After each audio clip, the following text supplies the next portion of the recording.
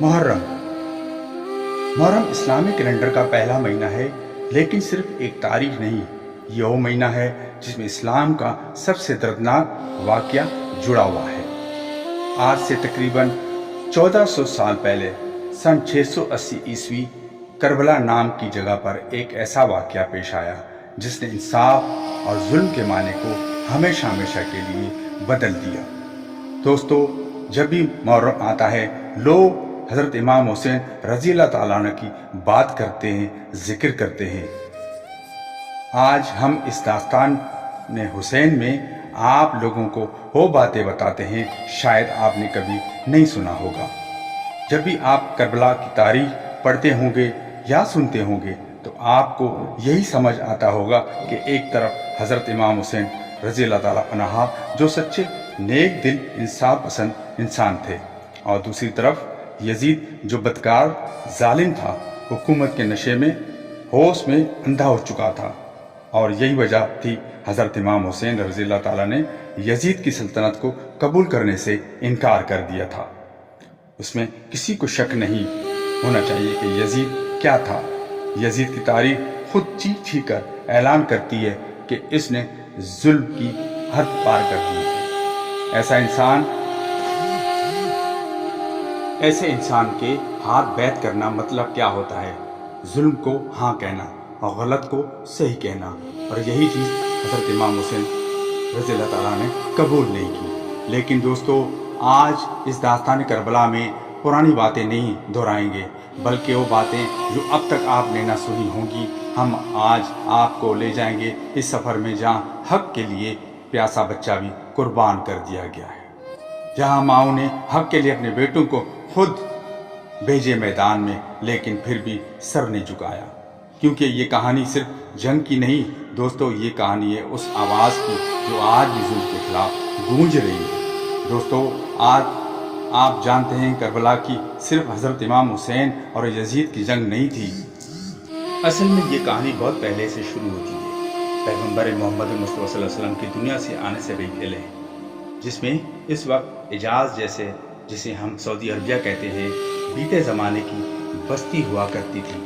وہاں دو بڑے خاندان رہا کرتے تھے، ایک کا نام بنو ہاشم اور دوسرے کا نام بنو امیہ۔ وہ ہاشم شخص جس کو کعبہ شریف کے ذمہ داری دی گئی تھی، یعنی پانی پلانے سے لے کر لوگوں کا اوڑھنا بچھوڑنا، یعنی اللہ کی گھر کی مہمان نوازی تک سب کچھ بنو ہاشم کے لوگ کیا کرتے تھے۔ اور ہاشم کا اخلاق اتنا پیارا تھا کہ جو لوگ ان سے ایک مرتبہ ملتے تو ان کے دل میں گھر کر جاتے۔ لوگ ان کے نام کی مثالیں دیتے کہ دیکھو یہ ہوتا ہے اصل عزت والا۔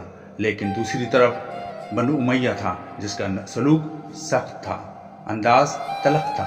لوگ کہتے تھے کہ جو ایک بار ان سے ملے اور دوبارہ نہ ملنے کی دعا کرتے تھے۔ اور بنو ہاشم کی چوتھی نسل میں ہی اللہ کے آخری نبی محمد صلی اللہ علیہ وسلم پیدا ہوئے۔ جب آپ 40 سال کی عمر میں لوگوں کو توحید کا پیغام دیا تو پورا مکہ آپ کے خلاف ہو گیا۔ سب سے زیادہ آپ کے مخالفین بنو امیہ کے لوگ تھے، کیونکہ وہ یہ برداشت ہی نہیں کر سکتے کہ ہمارے دشمن بنو ہاشم میں ایک نبی کی کیسے پیدا ہوئے۔ ہاں، اگر تاریخ کو گہرائی سے بھی پڑھتے ہوں گے تو آپ کو دلچسپ چیز پتہ چلے گا۔ اسلام کے شروعاتی دور میں مکہ کے قریش اور مسلمانوں کے بیچ جو بھی جنگیں ہوئی، ان میں سے زیادہ تر مسلمانوں کے خلاف لڑنے والی فوج کا تھا۔ ان کا لیڈر کون تھا؟ وہی ابو سفیان، بنو امیہ کے سردار۔ اور یہ بھی سچ ہے کہ مکہ فتح ہونے سے پہلے ابو سفیان اسلام کا سب سے بڑا دشمن ہوا کرتا تھا، کیونکہ ابو جہل تو جنگ بدر میں مارا گیا تھا۔ اور ہاں، جب مکہ فتح ہوا تو وہی ابو سفیان ایمان لے آئے، اور ان کے اسلام قبول کرنے کے بعد بنو ہاشم اور بنو امیہ کی صدیوں کی دشمنی ختم ہو گئی۔ حضرت ابو سفیان نے اپنے پوری خاندان کے ساتھ، خاص کر اپنے بیٹے امیر معاویہ کے ساتھ اسلام کی خدمت میں زندگی گزار دی، مگر تب تک نبی پاک صلی اللہ علیہ وسلم اس دنیا میں موجود تھے۔ جب حضور صلی اللہ علیہ وسلم کے وصال کا وقت قریب آیا، تب تک بنو امیہ اور بنو ہاشم درمیان میں جو دشمنی تھی وہ تھم چکی تھی۔ نبی پاک صلی اللہ علیہ وسلم کے بعد بھی حضرت ابو بکر رضی اللہ تعالیٰ عنہ، حضرت عمر رضی اللہ تعالیٰ عنہ کے دور تک سب کچھ ٹھیک چل رہا تھا، لیکن تیسرے خلیفے حضرت عثمان غنی رضی اللہ تعالیٰ عنہ کے دور میں، جو خود بنو امیہ میں سے تھے، حالات بدلنے لگے اور پھر سے وہی پرانی تاریخ دہرانے لگی۔ کہا جاتا کہ مدینے میں ایک شخص ہوا کرتا تھا جسے مروان، یہ وہی مروان تھا جس کو اس کی غلط حرکت کی وجہ سے مدینہ سے باہر نکال دیا گیا تھا، لیکن جب عثمان غنی رضی اللہ تعالیٰ عنہ کی خلیفہ بنے تو مروان دوبارہ مدینے آئے اور اپنی ذمہ داریاں سنبھال لی۔ حضرت عثمان رضی اللہ تعالیٰ نے کہا کہ میں نے حضور پاک صلی اللہ علیہ وسلم کے سامنے انہوں نے معافی منگوائی تھی، لیکن یہی مروان آگے چل کر سازشوں سے مل کر حضرت عثمان رضی اللہ تعالیٰ کو شہید کروایا۔ حضرت عثمان رضی اللہ تعالیٰ کے بعد حضرت علی کو خلیفہ مقرر کیا گیا۔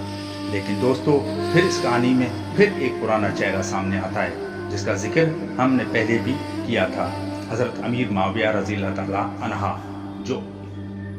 جو اس وقت شام کے گورنر تھے۔ انہوں نے حضرت علی سے کہا کہ آپ نے خلافت سنبھال لی ہے تو سب سے پہلے خود حضرت عثمان غنی کے قاتل سے بدلہ لیا جائے، لیکن حضرت علی رضی اللہ تعالیٰ عنہ نے بہت ہی سوچ سمجھ کے کہا کہ اگر ہم ابھی ان باغیوں پر حملہ کریں گے تو مدینے پوری طرح فساد میں ڈوب جائے گا، پہلے حالات کو سنبھلنے دو، پھر انصاف ہوگا اور بدلہ بھی لیا جائے گا۔ لیکن اس بات کو لے کر حضرت علی اور حضرت معاویہ کے بیچ تنازع پیدا ہوا۔ اس لڑائی میں زیادہ فائدہ منافقوں کو ہوا جو زبان سے مسلمان تھے مگر دلی ایمان اور اسلام کے دشمن تھے، ان میں سے بغض رکھتے تھے۔ انہوں نے اس موقع پر فائدہ اٹھایا اور مسلمانوں کو آپس میں لڑایا، اور اسلامی تاریخ میں پہلی مرتبہ مسلمان کی تلوار اپنے بھائی مسلمان پر اٹھ چکا تھا، جہاں دشمن باہر کا نہیں تھا بلکہ ہمارے بیچ کہیں بیٹھا تھا۔ دوستو، جب اسلامی تاریخ میں اور دور بھی آیا جب مسلمانوں نے دو جنگیں لڑی، ایک کو جنگ جمل، دوسرے کو جنگ صفین کہتے۔ حضرت علی رضی اللہ تعالیٰ عنہ کے پوری خلافت جھگڑے سلجھانے میں رہی، نہ باہر کا کوئی فتح ہوئی اور نہ ہی اندر کا کوئی امن بنا، بس ایک مسلمان کو دوسرے مسلمان سے بچانا پڑا۔ حضرت علی رضی اللہ تعالیٰ عنہ کے بعد آپ کے بڑے بیٹے حضرت امام حسن رضی اللہ تعالیٰ عنہ نے لوگوں نے انہیں امام قبول کر لیا، مگر ادھر شام میں حضرت امیر معاویہ نے اپنی ہی خلافت کا اعلان کر دیا تھا۔ حضرت امام حسن رضی اللہ تعالیٰ عنہ صرف 6 مہینے تک خلافت چلائی اور بعد میں امام حسن نے خلافت چھوڑ دی اور امیر معاویہ کی خلافت کو مان لیا، لیکن تاریخ انہیں خلیفہ نہیں مانتے بلکہ ان کو بادشاہ مانتے۔ اور حضرت امیر معاویہ کوئی عام آدمی نہیں تھے بلکہ صحابی رسول تھے اور پڑھے لکھے سیاسی سمجھدار اور نیک انسان بھی تھے۔ ان کے دور سے نہ کسی کو اختلاف تھا اور نہ اعتراض تھا، لیکن سارا معاملہ تب بگڑا جب حضرت امیر معاویہ رضی اللہ تعالیٰ کے بعد ان کا بیٹا یزید تخت پر بیٹھ گیا۔ یزید ایک ایسا نام جس نے خلافت کو گندا کر دیا، وہ شخص جس کے بارے میں کوئی کہتا تھا کہ وہ شرابی تھا، کوئی کہتا تھا زنا کار تھا، کوئی کہتا تھا ظلمی تھا، لیکن تاریخ اس بات پر اتفاق رکھتے ہیں کہ یزید خلافت کے لائق نہیں تھا۔ اسی وجہ سے حضرت امام حسین رضی اللہ تعالیٰ عنہ نے یزید کی بیعت کرنے سے انکار کر دیا تھا، چاہے دباؤ بڑا، چاہے دھمکی ملی، چاہے دنیا ساتھ چھوڑ دے، لیکن امام حسین رضی اللہ تعالیٰ نے جھکنے سے انکار کر دیا۔ دوستو، جب حضرت امام حسین رضی اللہ تعالیٰ عنہ یزید کی بیعت کرنے سے صاف انکار کر دیا اور وہ مکہ واپس لوٹ آئے، اب تک پورے مکے میں یہ خبر پہنچ چکی تھی کہ امام حسین نے یزید کو نہیں مانا، اور یہی وجہ تھی کہ کوفہ شہر سے لگاتار خط آنے لگے تھے۔ اب آپ کو بتاتا چلوں کہ کوفہ وہ شہر تھا جہاں حضرت علی کے دور میں اسلامی حکومت تھی، اور وہاں حضرت علی رضی اللہ تعالیٰ عنہ کے چاہنے والوں بھی بہت تھے۔ جب امام حسین رضی اللہ تعالیٰ عنہ کو جب خط آنے لگے تو امام حسین علیہ السلام نے جلد بازی نہ کی، اور انہوں نے سوچا پہلے حالات کا جائزہ لیا جائے، تو انہوں نے اپنے چچیرے بھائی حضرت مسلم بن عقیل رضی اللہ تعالیٰ عنہ کو کوفے روانہ کیا، اور جیسے ہی حضرت مسلم بن عقیل کوفہ شہر پہنچے تو لوگوں کی بھیڑ جمع ہونے لگی اور امام حسین علیہ السلام کے حق میں بیعت کرنے لگے، اور دل سے چاہتے تھے کہ حضرت इमाम हुसैन रज़ी अल्लाह तआला अन्हु खलीफा बने। जब मुस्लिम बिन अकील रज़ी अल्लाह तआला अन्हु को ये माहौल पसंद आया तो आपने हज़रत इमाम हुसैन रज़ी अल्लाह तआला अन्हु को ख़त लिखा और फ़ौरन कूफे आने को कहा, जिसमें उन्होंने कहा कि कूफे के लोग आपको चाहते हैं। लेकिन जब ये ख़त इमाम हुसैन अलैहिस्सलाम तक पहुंचा तब तक कहानी एक रुख बदल चुका था। यजीद को भी कूफे के हालात के बारे में पता चल चुका था। उसे ये डर सताने लगा कि कहीं कूफे शहर के लोग इमाम हुसैन को खलीफा न बना लें और सल्तनत को पलट न जाए। और यही से शुरू हुई चालाकी और जुल्म की एक नई चाल। यजीद ने फौरन ही एक जालिम इंसान इब्न ज़ियाद को कूफे का गवर्नर बनाकर भेज दिया, जिसका मकसद हुसैन अलैहिस्सलाम को रोको, हुसैन के चाहने वालों को तोड़ो।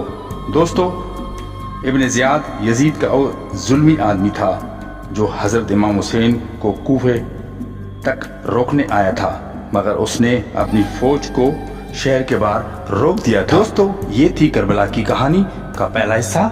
अगर ये वीडियो आपको पसंद आया हो तो कमेंट ज़रूर दें और चैनल को सब्सक्राइब ज़रूर करें।